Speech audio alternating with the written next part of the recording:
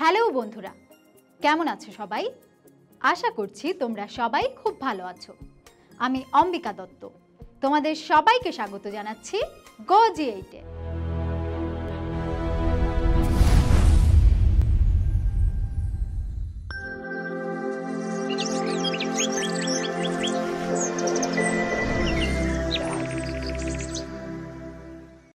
বন্ধুরা, গত পর্বে আমরা তৃতীয় প্রতিরক্ষা স্তর নিয়ে আলোচনা শুরু করেছিলাম এবং সহজাত প্রতিরক্ষা সম্পর্কে জেনেছিলাম।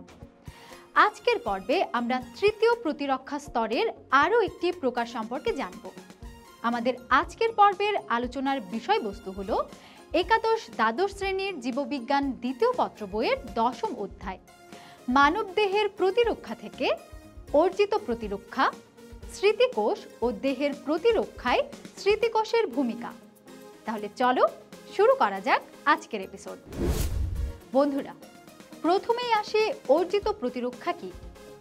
মানবদেহে যে প্রতিরক্ষা ব্যবস্থা জন্ম সময় থেকে নয়, বরং জন্মের পর কোনো নির্দিষ্ট জীবাণুর বিরুদ্ধে সাড়া দেওয়া কিংবা ভ্যাকসিন প্রয়োগের ফলে সৃষ্টি হয়, তাকে অর্জিত প্রতিরক্ষা বলে। এটি মানবদেহের স্পেসিফিক ইমিউনিটি বা সুনির্দিষ্ট অনাক্রম্যতা।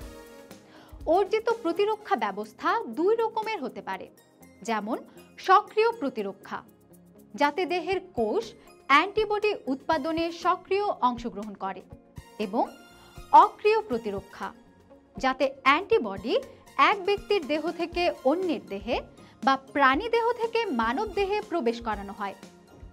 সক্রিয় প্রতিরক্ষা আবার দু রকমের হতে পারে, প্রাকৃতিক সক্রিয় প্রতিরক্ষা এবং কৃত্রিম সক্রিয় প্রতিরক্ষা।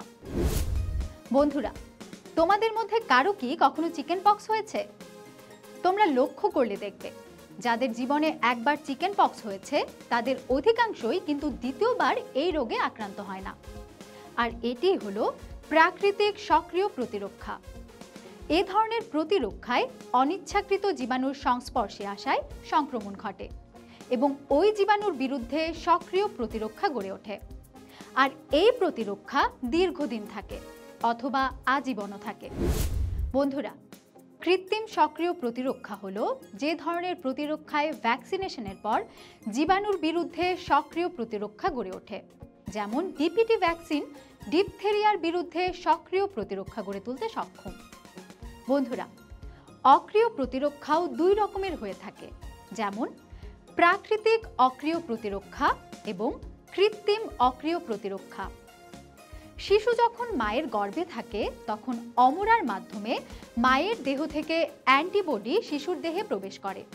আবার জন্মের পর শিশু যখন মায়ের বুকের দুধ পান করে তখন ওই শাল দুধের মাধ্যমে মায়ের দেহ থেকে শিশুর দেহে অ্যান্টিবডি প্রবেশ করে। এই অ্যান্টিবডি খুব কম সময় থাকলেও ওই সময়ের মধ্যেই শিশুর দেহে ওই অ্যান্টিবডি তৈরির মতো ইমিউনিটি সিস্টেম তৈরি হয়। আর এটি হলো প্রাকৃতিক অক্রিয় প্রতিরক্ষা। এবার আসি কৃত্রিম অক্রিয় প্রতিরক্ষা। কোনো ব্যক্তি একটি নির্দিষ্ট রোগে আক্রান্ত হবার পর ওই ব্যক্তির দেহে সেই রোগ সৃষ্টিকারী জীবাণুর বিরুদ্ধে অ্যান্টিবডি তৈরি হয়। রোগ সেরে যাওয়ার পর ওই অ্যান্টিবডি রক্তেই থেকে যায়। তখন এই অ্যান্টিবডি রোগ থেকে সেরে ওঠা ব্যক্তির রক্তের সিরাম থেকে সংগ্রহ করে অন্য আক্রান্ত ব্যক্তির দেহে প্রবেশ করানোর মাধ্যমে চিকিৎসা করা হয়। এটি হচ্ছে কৃত্রিম অক্রিয় প্রতিরক্ষা। বন্ধুরা, 4 রকম অর্জিত প্রতিরক্ষা সম্পর্কে তো জানা গেল। এবার চলো অর্জিত প্রতিরক্ষার ধাপগুলো দেখে নেই। অর্জিত প্রতিরক্ষার ধাপ হলো 7টি, আর এগুলো হলো ভীতি, সন্ধান, সতর্ক, বিপদ সংকেত, নির্দিষ্ট প্রতিরক্ষা নির্মাণ, প্রতিরক্ষা এবং অতন্ত্র প্রহরা। চলো এবার এই ধাপগুলো সম্পর্কে বিস্তারিত জেনে নেই। বন্ধুরা, প্রথম ধাপে পরিচয়বিহীন অণু বা অণুজীব, যাকে আমরা অ্যান্টিজেন বলি, ওই অ্যান্টিজেন দেহের প্রথম ও দ্বিতীয় প্রতিরক্ষা স্তর ভেদ করে দেহে প্রবেশ করলে অর্জিত প্রতিরক্ষা কার্যকর হয়। পরের ধাপে ম্যাক্রোফেজ সারা দেহে রক্তের মাধ্যমে সংবহিত হয় এবং বহিরাগত পদার্থ বা অণুজীব পেলে ভক্ষণ করে এবং ওই জীবাণুর পরিপাক ঘটে। এই ধাপটি হলো সন্ধান ধাপ। বন্ধুরা, এরপর শুরু হয় সতর্ক ধাপ। দেহে অ্যান্টিজেন উপস্থিত আছে এই ব্যাপারে হেল্পার টি সেলকে সতর্ক করার কাজটি করে ম্যাক্রোফেজ। ম্যাক্রোফেজকে অ্যান্টিজেন উপস্থাপক কোষ বলা হয়।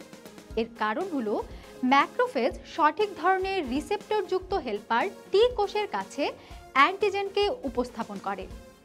সঠিক হেল্পার টি কোষ না পাওয়া পর্যন্ত ম্যাক্রোফেজ অ্যান্টিজেন নিয়ে পরিভ্রমণ করতে থাকে, আর যখনই সঠিক টি কোষ পেয়ে যায় তখন ম্যাক্রোফেজ ওই কোষের সাথে যুক্ত হয়ে রাসায়নিক পদার্থ ক্ষরণ করে, যার ফলে হেল্পার টি কোষ উদ্দীপ্ত হয়। বন্ধুরা, সতর্ক ধাপের পর শুরু হয় বিপদ সংকেত ধাপ। এই ধাপে কি হয় জানো? এই ধাপে সক্রিয় হেল্পার টি কোষ রাসায়নিক পদার্থ ক্ষরণ করে। এই রাসায়নিক ক্ষরণে উদ্দীপ্ত হয়ে সঠিক বি কোষ ও সাইটোটক্সিক টি কোষ নির্দিষ্ট অ্যান্টিজেনকে আটকাতে অগ্রসর হয়। এরপর শুরু হয় নির্দিষ্ট প্রতিরক্ষা নির্মাণ ধাপ। বিপদ সংকেত ধাপে উদ্দীপ্ত হওয়া বি কোষ ও সাইটোটক্সিক টি কোষগুলো এই ধাপে সক্রিয় হয়ে কোষ বিভাজনের মাধ্যমে দ্রুত সংখ্যা বৃদ্ধি করে। জিনগত সাদৃশ্যপূর্ণ সকল কোষগুচ্ছকে ক্লোন বলা হয়। ক্লোনে দু ধরনের কোষ সৃষ্টি হয়। এগুলো হলো কার্যকর কোষ, যা নির্দিষ্ট অ্যান্টিজেনের বিরুদ্ধে তাৎক্ষণিকভাবে সক্রিয় হয়ে দেহ রক্ষায় কাজ করে, এবং স্মৃতিকোষ, যা ওই অ্যান্টিজেনের স্মৃতি বহন করে, যাতে ভবিষ্যতে ওই অ্যান্টিজেন দেহে প্রবেশ করলে দ্রুত কার্যকর ব্যবস্থা গড়ে তুলতে পারে। বন্ধুরা, এখন আমরা যে ধাপ সম্পর্কে জানব সেটি হলো প্রতিরক্ষা। অর্জিত প্রতিরক্ষায় দুই রকমের প্রতিরক্ষা সারা তৈরি হয়। এগুলো হলো অ্যান্টিবডি নির্ভর সারা এবং কোষ নির্ভর সারা। প্রথমেই আসি অ্যান্টিবডি নির্ভর সারায়।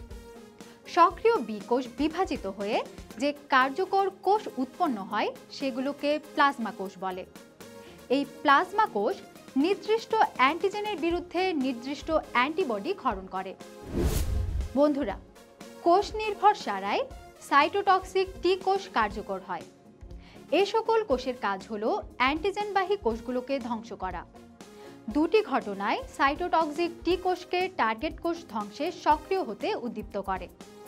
এগুলো হলো সাইটোটক্সিক টি কোষ যখন অ্যান্টিজেনবাহী কোষের সম্মুখীন হয় তখন, এবং যখন একটি হেল্পার টি কোষ সাইটোটক্সিক টি কোষকে সক্রিয় করতে এক ধরনের রাসায়নিক পদার্থ ক্ষরণ করে তখন।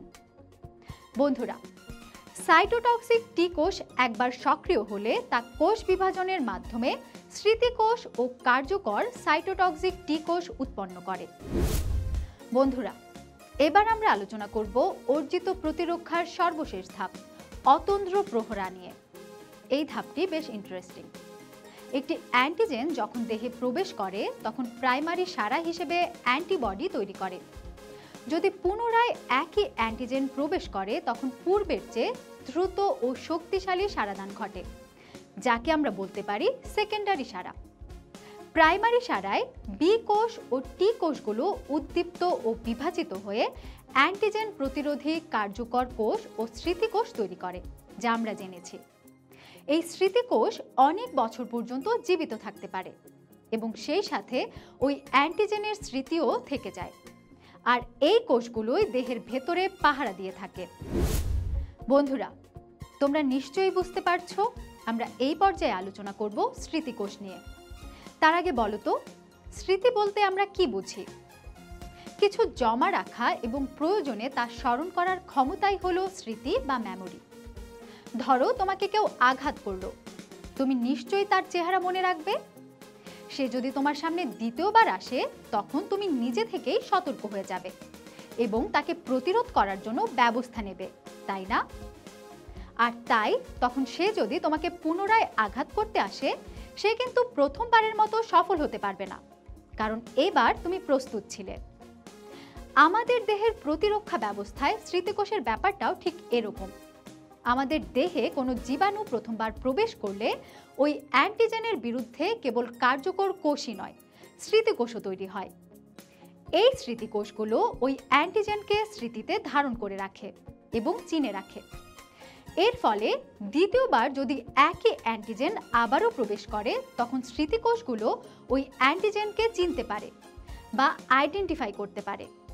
ফলে প্রথমবার দেহে ওই অ্যান্টিজেনের বিরুদ্ধে যে ব্যবস্থা নিয়েছিল এবার তার চেয়েও বেশি শক্তিশালী ও দ্রুত ব্যবস্থা নিয়ে থাকে। বন্ধুরা, স্মৃতিকোষ দু ধরনের হয়ে থাকে, যেমন টি লিম্ফোসাইট ও বি লিম্ফোসাইট। টি লিম্ফোসাইট প্রতিরক্ষা ব্যবস্থাকে সক্রিয় করে এবং জীবাণুকে সরাসরি আক্রমণ করে। অন্যদিকে বি লিম্ফোসাইট অ্যান্টিবডি উৎপন্ন করার মাধ্যমে জীবাণুকে নিষ্ক্রিয় বা ধ্বংস করে ফেলে। বন্ধুরা, চলে এলাম আমাদের আজকের পর্বের সর্বশেষ আলোচনায়, আর তা হলো দেহ রক্ষায় স্মৃতিকোষের ভূমিকা। তোমরা ইতিমধ্যেই এ ব্যাপারে অনেক ধারণা পেয়েছ। চলো আরও একবার দেখে নেই স্মৃতিকোষ কিভাবে কাজ করে। প্রথমবার কোনো জীবাণু দেহে সংক্রমণ ঘটালে দেহ তার বিরুদ্ধে প্রাইমারি সারাদানের মাধ্যমে রোগমুক্ত হয়। আবারও যদি ওই একই জীবাণু আক্রমণ করে তখন স্মৃতিকোষগুলো প্রাইমারি সারার স্মৃতিকথা মনে করে দ্রুততর সারা দিয়ে দেহকে রোগমুক্ত করে। এটি সেকেন্ডারি সারা। মজার ব্যাপার হলো সেকেন্ডারি সারার কারণে আমরা দ্বিতীয়বার রোগটি তেমন টের পাই না। বন্ধুরা, দ্বিতীয়বার কোনো জীবাণু পুনরায় প্রবেশ করলে স্মৃতি টি কোষ অনেক দ্রুত বিপুল পরিমাণে প্রয়োজনীয় বিভিন্ন ধরনের টি লিম্ফোসাইট সৃষ্টি করে। এই টি লিম্ফোসাইটগুলো জীবাণু ধ্বংসে উদ্যত হয়। আর অপরদিকে স্মৃতি বি কোষ মানবদেহের রক্তস্রোতে দীর্ঘদিন অতন্দ্র প্রহরীর মতো পাহারা দেয় এবং সতর্ক থাকে। যখনই দ্বিতীয়বার কোনো জীবাণু আক্রমণ করে দেহের সেকেন্ডারি সারায় স্মৃতি বি কোষ প্রচুর সংখ্যক অ্যান্টিবডি ক্ষরণকারী কোষ সৃষ্টি করে এবং অ্যান্টিবডি ক্ষরণ করে। তো বন্ধুরা, স্মৃতিকোষ এভাবেই আমাদের দেহকে রোগমুক্ত রেখে প্রতিরক্ষা ব্যবস্থায় অনেক গুরুত্বপূর্ণ ভূমিকা পালন করে। বন্ধুরা, আমাদের আজকের আলোচনা এ পর্যন্তই। আশা করি আজকের পর্বটি তোমরা বেশ উপভোগ করেছো। পরবর্তী এপিসোডে নতুন কোনো বিষয় নিয়ে আবার দেখা হবে। সে পর্যন্ত তোমরা সবাই ভালো থেকো, সুস্থ থেকো, আর অবশ্যই গোজি8 সাথেই থেকো।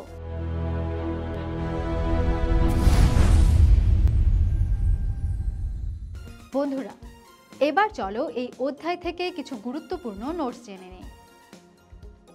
অর্জিত প্রতিরক্ষা ব্যবস্থা দুই রকমের, সক্রিয় প্রতিরক্ষা এবং অক্রিয় প্রতিরক্ষা। সক্রিয় প্রতিরক্ষা দুই প্রকার, প্রাকৃতিক সক্রিয় প্রতিরক্ষা এবং কৃত্রিম সক্রিয় প্রতিরক্ষা।